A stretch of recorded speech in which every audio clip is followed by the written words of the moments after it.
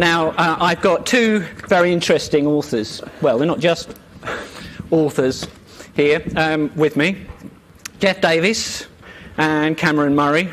I had bios for both of them written down, but given how well organised I am this morning, I don't have those bios with me, so let me just tell you a little bit about both of them. Geoff is a serious scientist. I mean, I've got Bachelor of Science, Master of Science, Economics degrees, but I mean a proper scientist. Geoff is an internationally renowned geoscientist who, since his retirement, has written a variety of books on economics, the most recent of which I strongly recommend, like I did say in talk yesterday, is called Economics, Society, Nature, an Introduction to the New Systems-Based Life-Friendly Economics. It's a great and very wide-ranging book. Geoff has written a series of other books on economics since his retirement as well. Was it Seriously Seeking the Fair Go? Was that one of them? Desperately Seeking the Fair Go. I'm terribly sorry.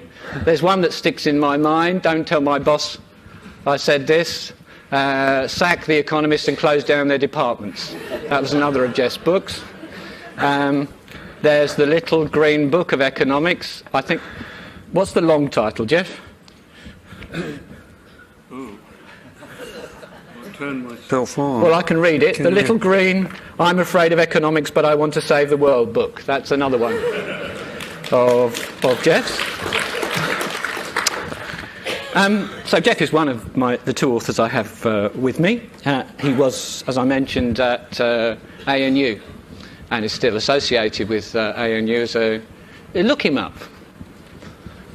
He's had all sorts of awards for his work in geoscience. Many publications, as I said, a serious scientist, and we're going to ask what's a scientist's perspective on the orthodox economics which has been dominating our public policy over the last 35 years at least.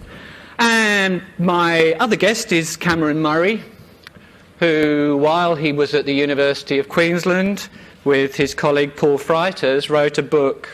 Well, he's done many other things as well. You can read his bio on our publication. He runs a very popular blog site that you might like to follow. But the book that he is particularly known for is called Game of Mates, How Favours Bleed the Nation. And I'll let him explain something about that book in a moment. I have changed. I don't know whether he'll agree with me or sanction this, but I no longer use the word neoliberalism very much. I now just talk to people about the big game of mates, the way in which wealth is sucked from the bottom to the top and in which public policy is distorted in Australia. It's not just about sucking wealth from the bottom to the top.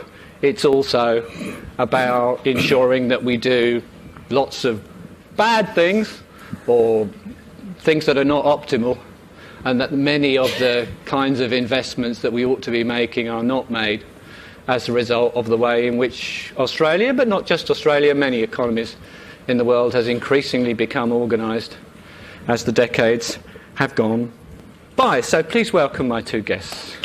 Welcome.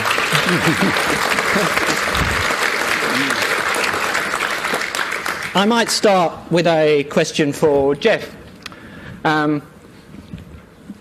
What's a scientist's view of mainstream economics as a science? Yes, and I'm not allowed to use very rude words. Well, bear in mind I work at this university, yes, and this is recorded. Be as polite as I can. Well, as a real scientist, my understanding is that a theory... sorry, can you hear me up the back? Yeah, good. A theory is a story that provides useful guidance as to how the world works. Now, you'll notice I said nothing about truth or anything. Useful is a criterion. I read about the mainstream theory, the neoclassical theory of markets, Brian Tuohy's book in the 90s. And it became very clear that this theory is quite irrelevant to any real economy. It's a theory that the economy is like a rocking horse.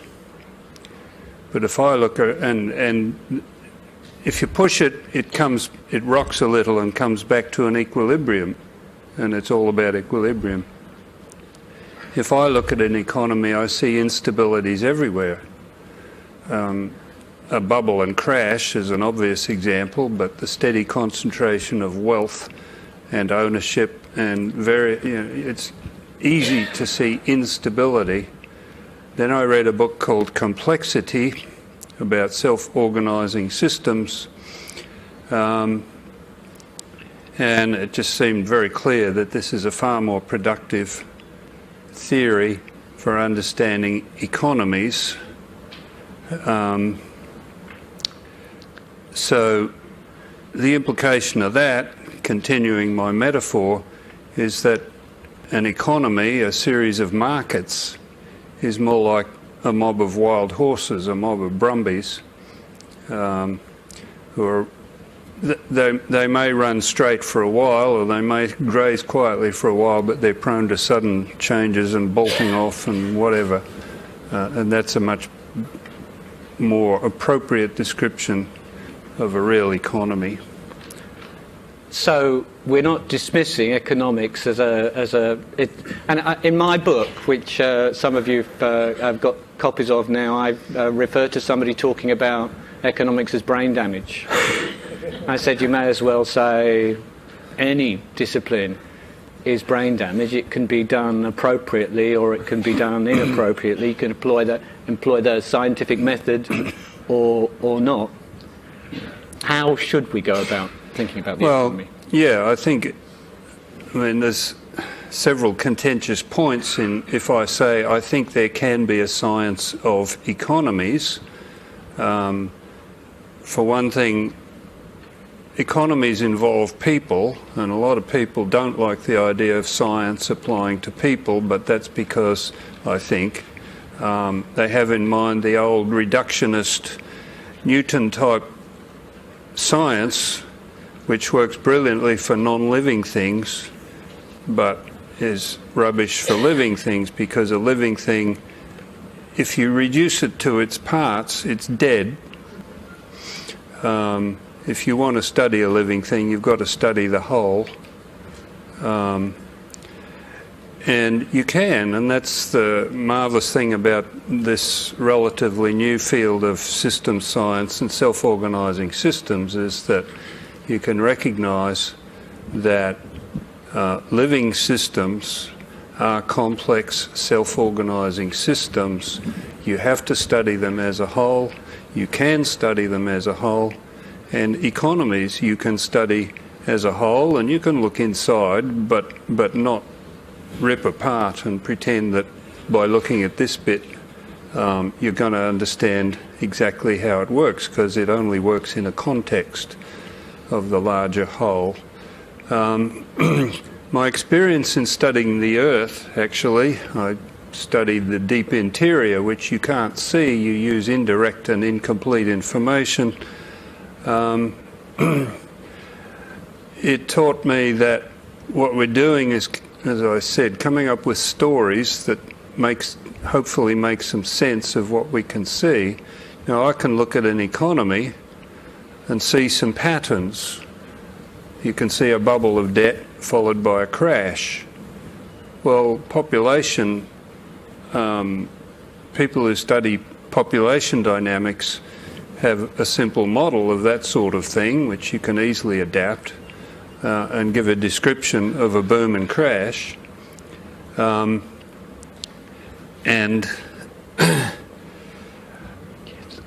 even, well, I've got it in the book that Steve waved around earlier.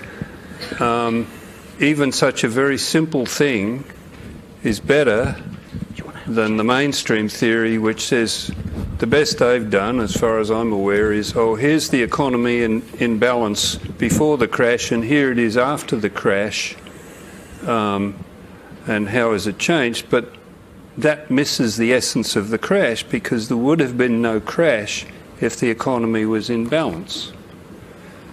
The essence of the crash is being out of balance, out of equilibrium. So you can think about things like this. Steve Keen, the economist who used to be at University of Western Sydney, is now in Europe, has done rather more sophisticated models using money and debt and so on. And I think these are extremely productive ways to come at an economy. And if you do that, and if you're careful to use things that can be observed and to compare with what's observed, then you are doing a science of economies. And one of the things you might imagine is that economists habitually do that already, which, at least if you're thinking about mainstream macroeconomics, I might risk saying is not the way genuinely in which it's done. One other thing I might ask you before we move on to Cameron.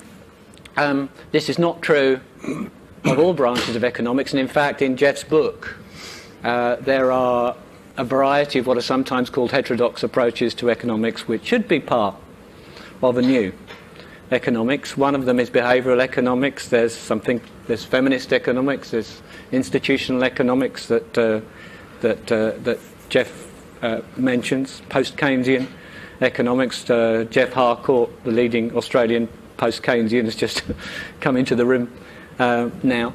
But one of the things that you stress, Geoff, is that at least in mainstream macroeconomics, individuals are treated as though they are hyper-intelligent, calculating machines who are always, or almost always, selfish and unaffected by and uninfluenced by other people. Is it fair to say that? That's my understanding. Some people talk about rational economic man or homo economicus, is that it? My term is calculating reptiles. No social interactions. Now, the thing about looking at an economy as a complex system, a self-organising system, the behaviour of a self-organising system is strongly conditioned by the signalling within, among the components within the system. I think we can identify two major kinds of signalling within our economies. One is money, which mainstream economists recognise but don't use really. The other is social interaction. Both are excluded from the mainstream theory of markets.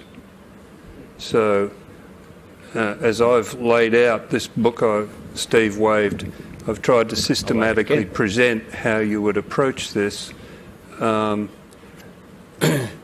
Money and social interaction have to be in there at the beginning because they're the essential signalling mechanisms. And maybe I might finish, but there's a recommendation for this book from a very wise person called Dr. Stephen Hale on the back of it. It says, Geoff Davies has written a comprehensive, accessible and coherent theory and set of proposals for a sustainable economy, supporting an equitable society, respecting environmental constraints. He describes the existing economic system with its inequities, instabilities and excesses, and offers a prescription for a new and better economic order. This book is a significant contribution to the debate about how our social and economic institutions should be reformed to allow us to provide the social foundations for inclusive and sustainable economic development, identified so memorably in Kate Raworth's donut model. Remember her? While respecting the biophysical limits on economic activity. Well, that's what I said about Geoff's book. I won't read the other recommendation on the back, which is from Steve Keen, who Geoff referred to, but it does give me a nice intro to the other book, which I'm promoting, you might say, this morning, because I think it's an absolutely brilliant book, which is the Game of Mates book. Well, let's see what Steve Keen has to say about that. While we are distracted by mythical battles in the Game of Thrones, we are being robbed in the real world. Game of Mates, where the well-connected clip the wages and the profits of the hard-working. Murray, and Freiters provide an entertaining, and it really is entertaining, and well-researched expose of how privilege and rent-seeking dominates the Australian economy, enriching the mates in the game while robbing the rest. And they propose how to end the game. And they name real names too. They do. I'm not going to name real names here. Cameron might. This is an explosive and essential book for all Australians, except the mates. This is a very entertaining book. You have my personal guarantee. If you buy this book and you're on holiday and you start reading it in the morning, you'll want to keep reading it all day. It's absolutely fascinating. And if I was to go back to Geoff for a moment, it definitely is applying the scientific method, observing what's out there, looking at the evidence, and coming up with a framework to make sense of the evidence, which is useful when it comes to actually doing something positive to build a better society. So, Cameron, what's a game of mates? Can everyone hear me okay up the back? Can you hear? Thumbs up. There's a little light on. The light's on but nobody's home. That's interesting. What about this? Yeah, we'll try that one, eh? How's that? Better? Thanks for that lovely introduction, and thanks to our collective mate Steve Keane. We do know how this game of mates works. We do look after each other, don't we? So the game of mates is just the story of political favouritism and how groups coordinate at this level. So we're not these atomistic individuals. We're social creatures who coordinate in groups and find like-minded individuals to serve their individual and collective interest. And so the game of mates is about how this game is played in politics, how much it costs us. So we go around different sectors of the Australian economy and say, what's the world's best system here? Why aren't we there at that world's best? Who's benefiting from the situation as it is compared to that? And how much does that cost us? And so we add that up, and it's hundreds of billions a year just getting creamed off the workers of the country by politically connected individuals. And we propose what to do about it based on a sort of theory that does include a lot of signalling to coordinate at this at these levels, and we sort of caution about what doesn't work. And to test some of these proposals, for example, in Queensland we've now implemented real-time political donations disclosure. So at the end of the week you go online and you can see who donated to which political party each week. And somehow that's meant to stop political favours being given to those who donate. But if you look at the records of donations, the same donors have donated for the last 25 years. I could tell you now who's going to be on that record in 6 months' time. How exactly does changing the time at which we confirm this previous knowledge change their behaviour? It's not clear to me that it does anything. It's not clear to me that transparency is a recipe to solve political favouritism. And I know that because I also, you'll read in there, ran a number of experiments in a computer world that I coded and ran with over 400 university students, where they got to form their own game of mates in a computer world and trade favours and literally steal money off other people in the game world that were sitting at the other side of the classroom. And they did it, and they loved doing it. And when they were observed doing it, when they were observed by the outsiders trading favours with their mates, they became more strongly attached to their mates, because they're like, well, if you're willing to favour me while you're being seen by others, it must be that you're more loyal to my relationship, and thus our sort of favour trading can continue more robustly because I know you're willing to do it even if everyone can see. So transparency can backfire.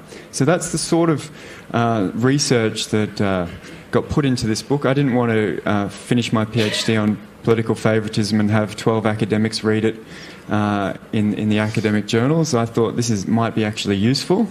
If we want to understand how to make a better society, we need to navigate these political networks in our favour, or in the broader network's favour, rather than the smaller networks.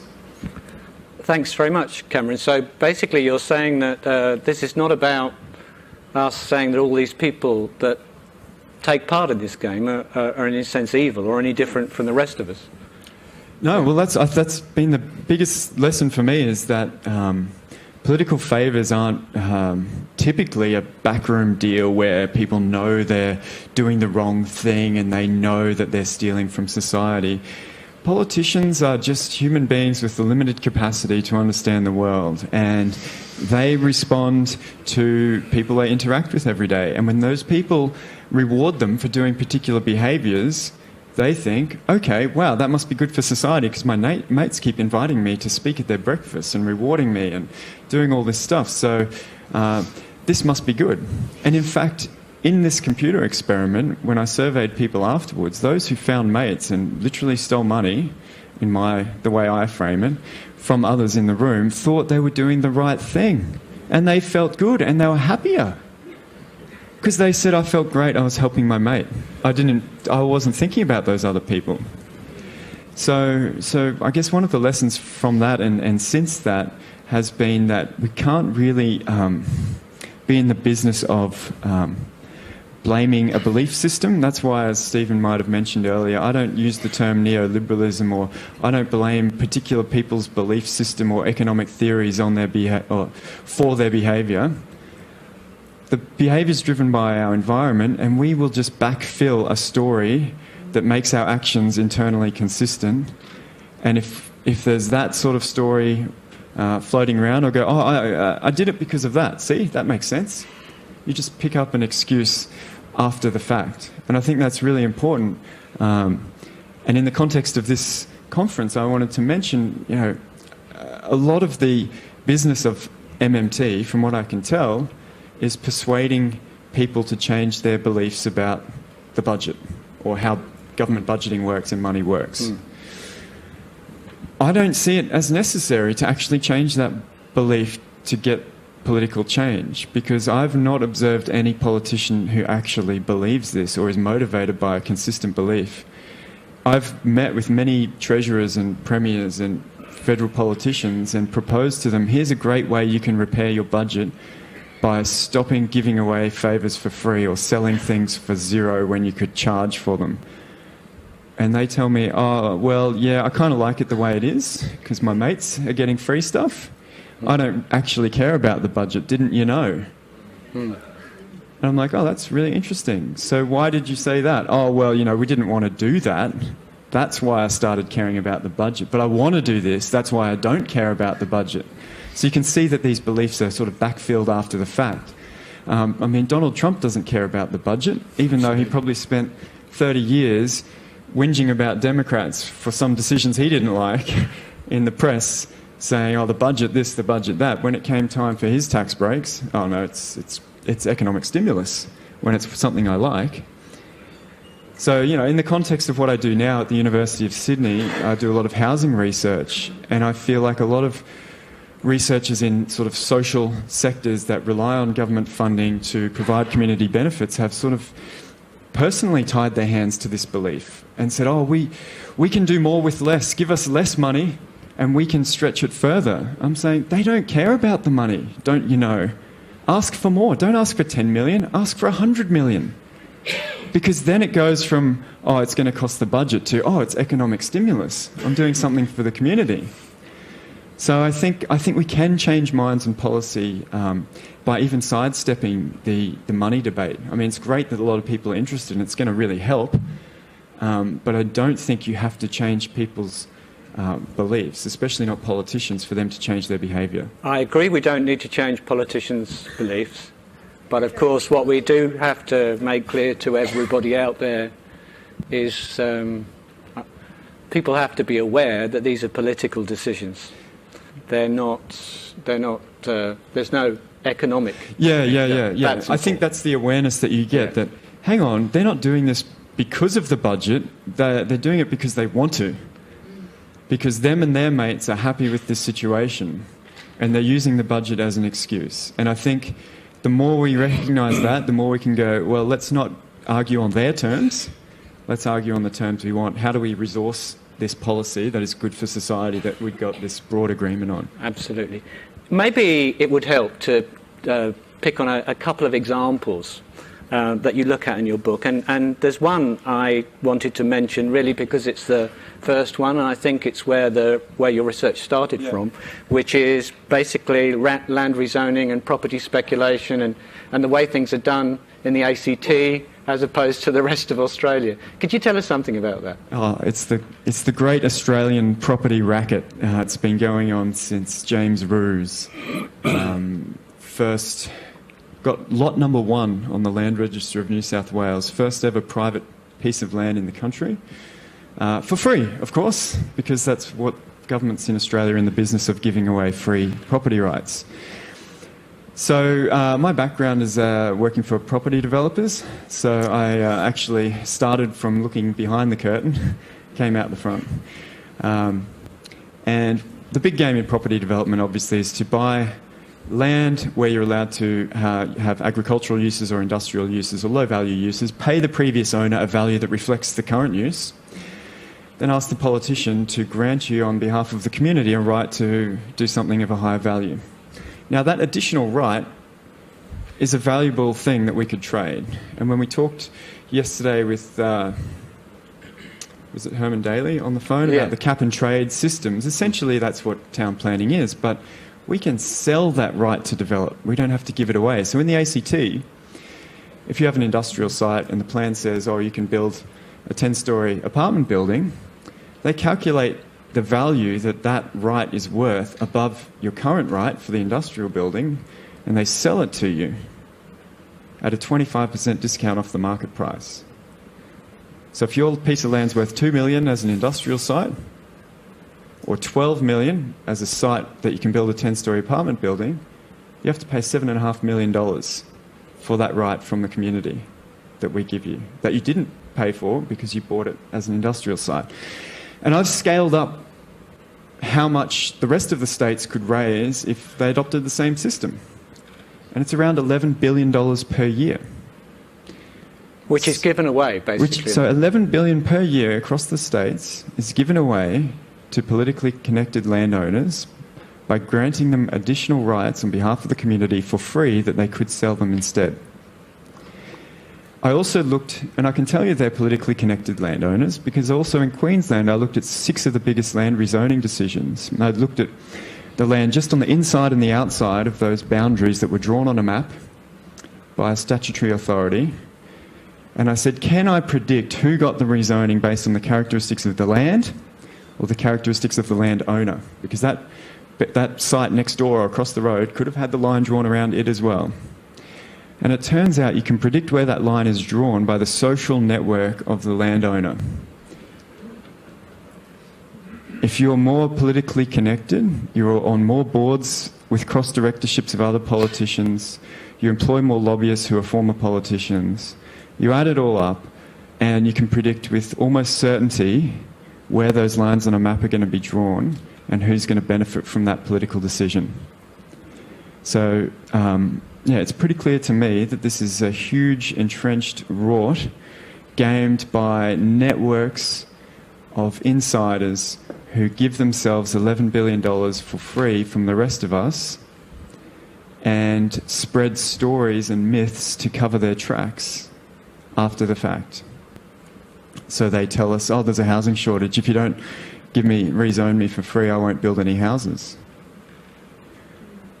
If you go and look at the annual reports of these same developers who argue that in their planning applications, when they're obliged to be honest to their investors, they say, we've been granted this new planning approval. This is going to last us 30 years or more. We're going to be slow and flexible to capitalise on market cycles. Well, that's interesting. Which housing affordability are you going to solve? The 2050s one? So they can basically lie to us and get away with it because they've been lying to enough people in their network that they all believe it's true and they all just pretend that's how the world should be. And when I tell state treasurers this, they say, oh, we like it that way. I literally have a letter from the Queensland Treasurer and Planning Minister saying, yeah, we like rezoning developers' land for free. That's how the system should work. We don't care that we're giving away $2 billion a year to them. We want to do that because housing affordability. I'm like, you're just reciting to me the lies that I told you were lies, but thanks very much for the letter. So that's where I got started. I started digging into a lot of different sectors in superannuation, in the public-private partnerships and privatisations, in banking especially. I mean, that's full of myth-making, isn't it? But anyway, yeah. Another question. I could go on forever. Well,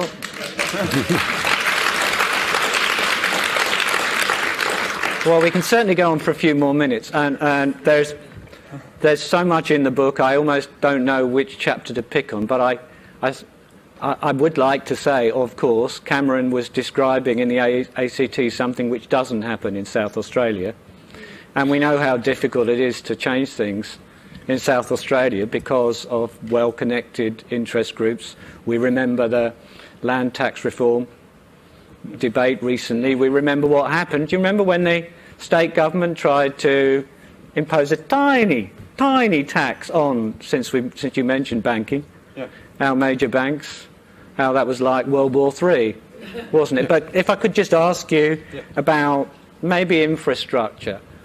What would you imagine should be the principles on which infrastructural investment, particularly given that we want ecological sustainability, but we want good infrastructure decisions to be made by our states? How are infrastructure decisions actually made? Well, this was interesting because we had a really crazy bunch of tunnels built in Brisbane, very expensive, and then the builders went broke, but the financiers seemed to walk away with a lot of money. And I thought, what's going on? Who makes these decisions? It doesn't make any sense. And it turns out we've entrenched this idea of market-led proposals where large construction companies can come and say, hey, government, guess what? I will build this tunnel for you, or this road, or this piece of the network, whether it's rail, road, or whatever. And the government says, because of these myths, and they think it's free and it's not a resourcing problem, they go, oh, that's great, you're going to build something for us and it's got no budgetary cost, please go and do it. But of course, the road, if you're building a toll road on a network, the toll road that makes you the most money as the toll road owner is usually the worst one for the network as a whole, because you want to make the rest of the network more congested relative to your piece, right? So you're going to, in terms of optimizing the whole network, you're going to basically go backwards by proposing things that maximize your individual piece of it. And worse than that, you're going to bamboozle the people on the other side of the debate to close off alternative routes, which happens all the time, close off alternative routes to, again, funnel traffic into your part of the network. And if you're really smart, you're going to get the government to guarantee you a return if the traffic flows are not as high as you proposed. So essentially you have a publicly guaranteed investment scheme for a bunch of rich financiers for this tunnel or road or whatever it is that makes the whole network less efficient. And it costs us billions per year. It is an absolute joke. What you would want to do optimally is have a bunch of nerd traffic planners and engineers in a room managing the network, and not just the road network, but the interaction of all the transport networks, and saying, do you know what? This is the best thing, bang for your buck, of how to improve the network as a whole. And you write a list, highest bang for your buck, and you down, and you just start at the top and start doing them. And you don't have to build them, you can contract them out, but that's how you make your decision of which is the best. But what happens is, these sorts of lists exist, then someone says, oh, but I will pay for it. And then this thing off the bottom that's of no use to anyone, that no one even wants, gets brought up and done in front of everything else. So we've got this really sort of set of perverse incentives happening in the decision making. It's driven by the financial interests of these companies that are in the game, and it's the sort of their tracks are covered by the myth of there's not enough money to go around, despite the fact that their returns are guaranteed anyway by the public. We could have just built what we thought was optimal for the network. So it's a little bit of a more subtle cost, but when you add it up, and across all the major cities, it's sort of a disastrous situation.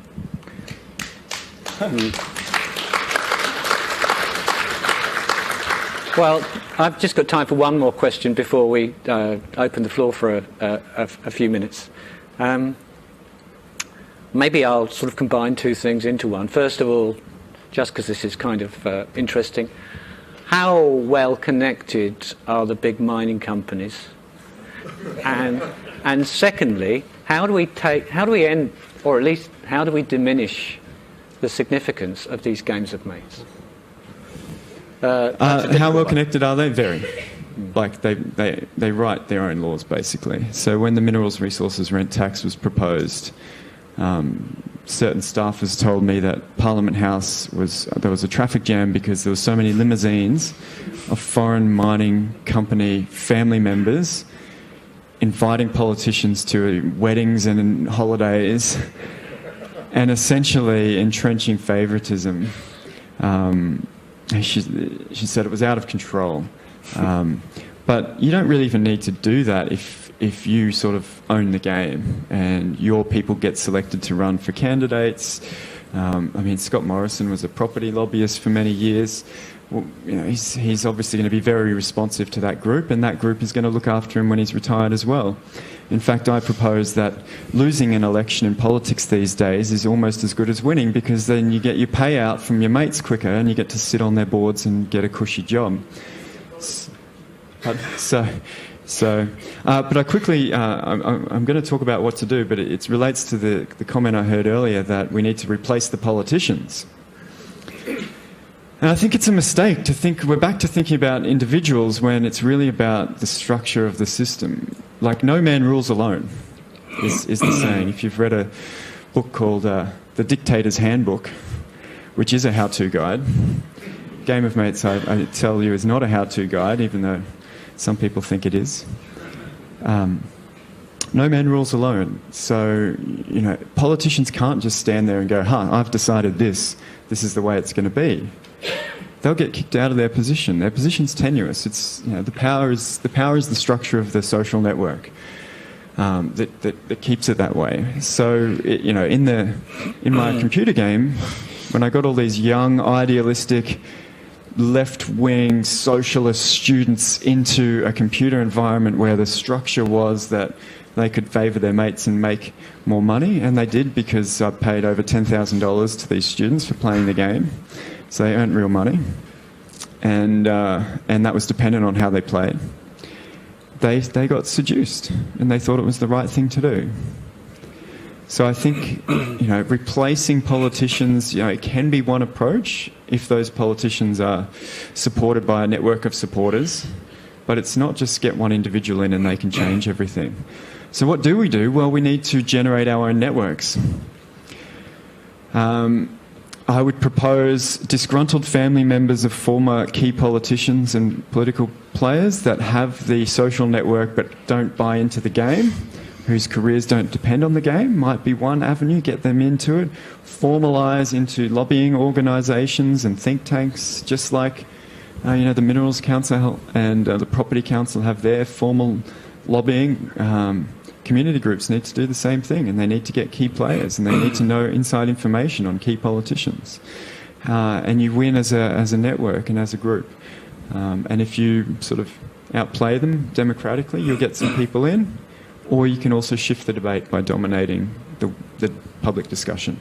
Well, can I pick up? Of course, on, go ahead, Geoff. I'd just like to spruik my current thoughts relating to this.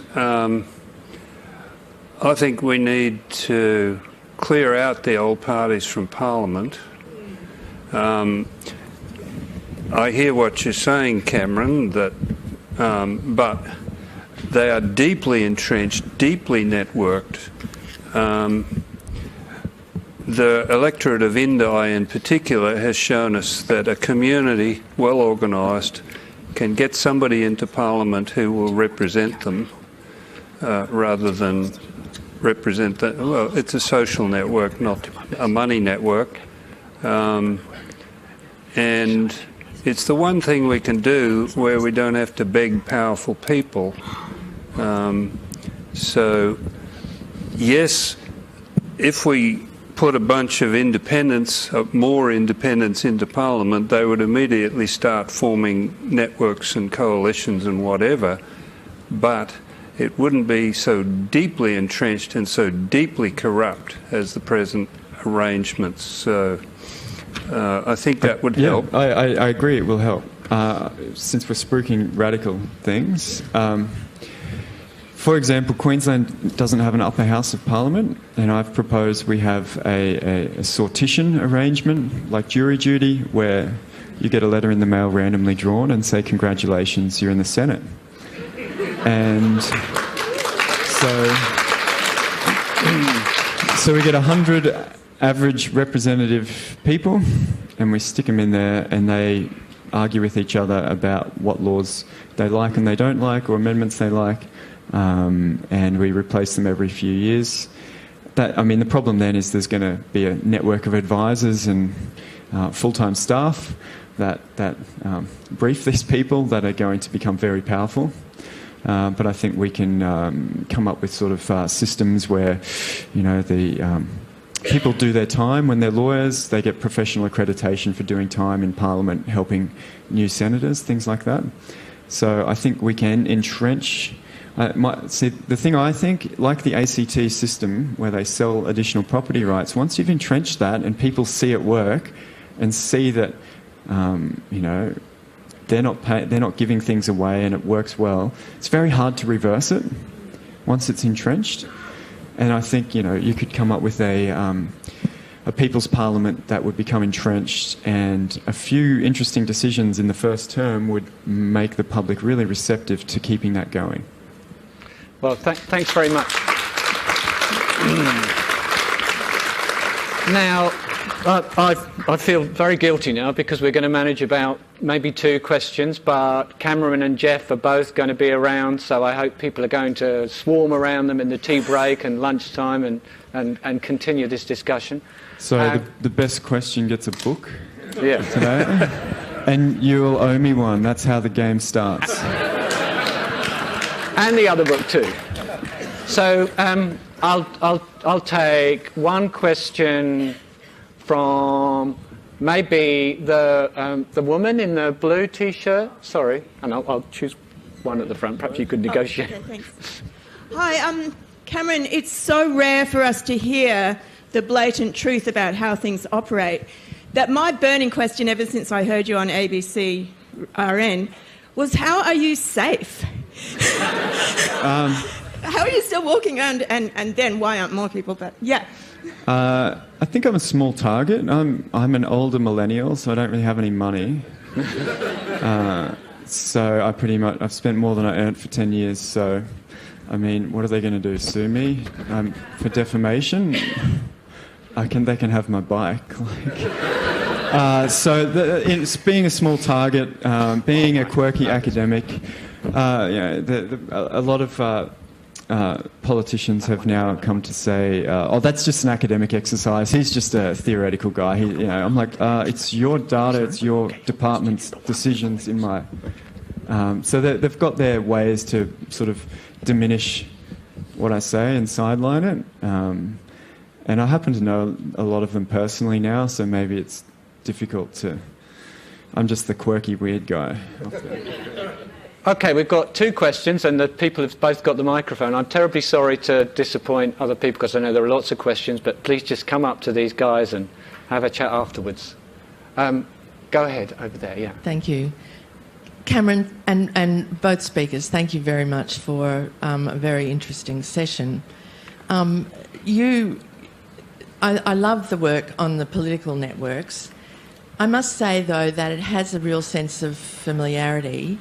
We do know this, and I think quite a lot of this room has spent quite a lot of their energy working in networks to use their collective capacity and power to change things. So we kind of know that networks are how you get things done. The problem is that our networks have so much less power than the networks of the mining industry and so on. And so your recommendation to us that we need to network with more powerful people, it's interesting, and certainly it's something that people do. But what you actually recommended at the end with the Queensland Senate is institutional change. And it seems to me that the problem with the increasing power of mining and other interests, like property interests, is the weakening of institutions that work against that. I'm thinking of monitory democracy theory from that guy in Sydney. So they're not really mutually exclusive. So to change institutions, you need a big push politically. You need a huge amount of public support. You need politicians who are pressured to make that decision and will either use up their capital with their own personal networks to, keep the electorate happy and maintain their political position. So they're not mutually exclusive.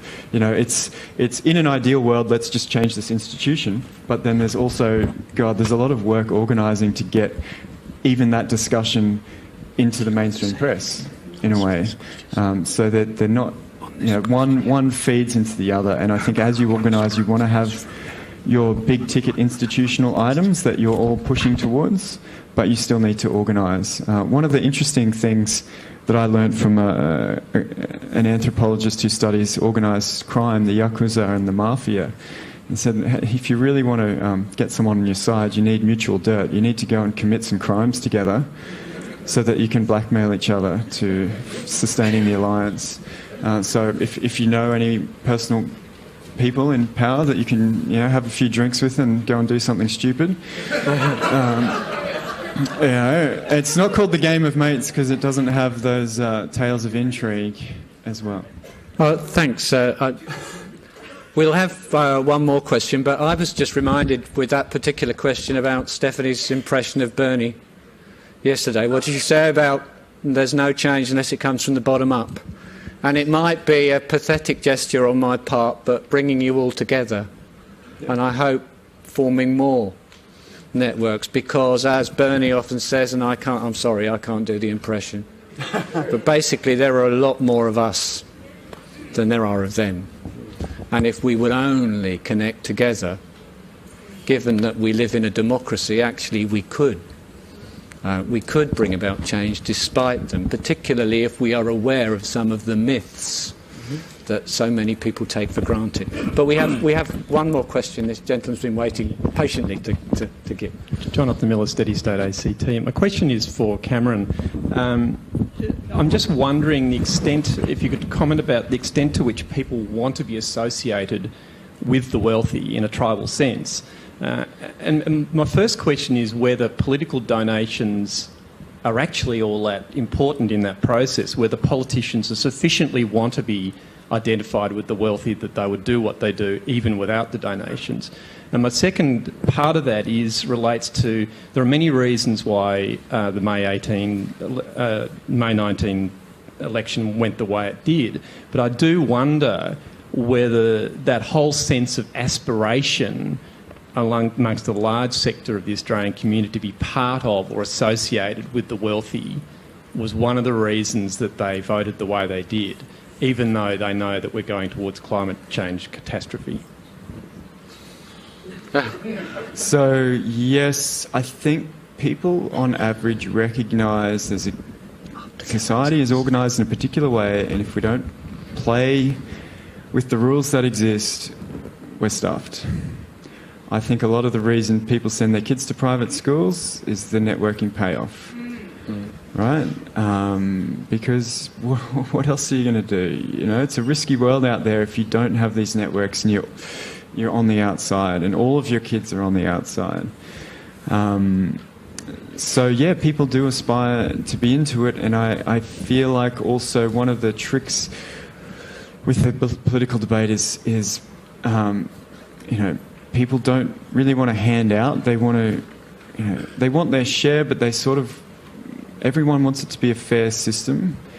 And I think if you're aspirational and the discussion is, we're just going to tax you and give to you, it doesn't feel like it's coherent with your, you get what you earn sort of belief that we still have. A lot of people are wedded to, I've worked hard for my money, this is a sort of thing that we need to navigate around as well. If we're on the left and we're thinking about redistribution, we need to still think about the independence and autonomy of people we're trying to help who sort of want to do it themselves, and whether we construct the structure so that they're more rewarded for doing things themselves. I think there's a bit of a barrier there, because we do all aspire to be rewarded for what we do and become wealthy. So I think that's one of the barriers. Don't know if that's a good answer. But if we're wrapping up... Well, I'll just let Geoff have the last words. Go ahead, Geoff. Thanks, Henry. Just want to say I don't have copies of Economy, Society, Nature, the book, available here, but I did make up a little flyer which would tell you how to go and find it. And I do have some copies of the Little Green Book. I'm afraid of economics, but I want to save the world. And we'll leave them, I don't know, there or somewhere. Up in the lobby. And when Steve said he wanted to talk, one of my things is there's not one or two things wrong with the economic system. I thought, I better write down my points, and it would be 5 or 6. Well, I got to 10 fundamental problems with the way we manage economies at the moment. Fundamental. So I've got that list if anybody wants to have a look. There's a few copies of that around. Thanks very much, Geoff. Well, please join me in, we've just about finished on time, in thanking Mark. Thank you. Thank you both. I think your question was the best up the back here, if you'd like a book. And both of these books are well worth reading, as are all of other Geoff's books. He's written a whole series of great books about economics. Thanks again.